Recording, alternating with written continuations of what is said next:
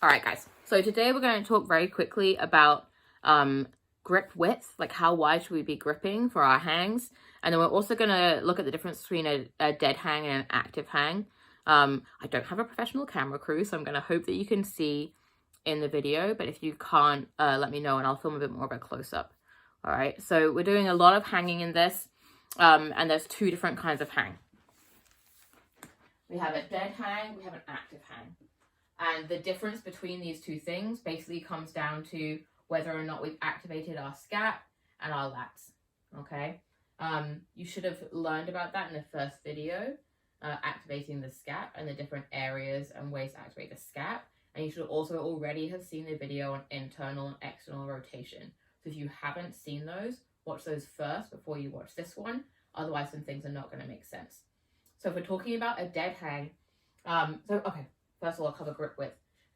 Basically, if your grip for a pull-up, we want to be thinking about shoulder width or just outside. If we're too narrow, it's going to be really hard to pull up, okay? If we're too wide, it's going to need a lot more lat strength. So when it comes in the future to pull-ups, eventually we want to do all different kinds of widths, like even super wide pull-ups.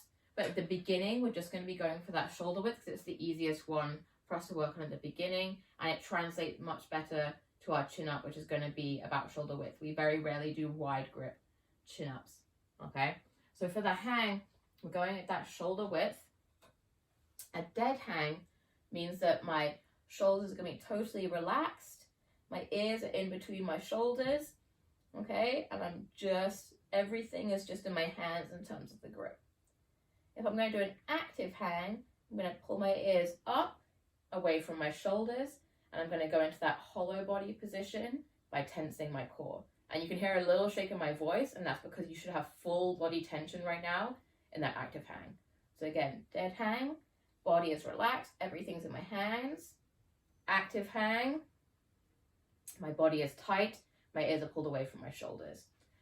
So that active hang is going to involve depression of my shoulders and external rotation on my arms, okay? So I'm externally rotating through the shoulders into that lat. I'm depressing my shoulder away, all right?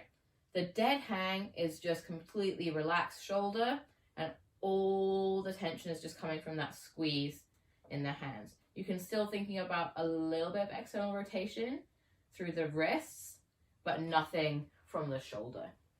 All right, so that's going to be the difference between active hang and dead hang.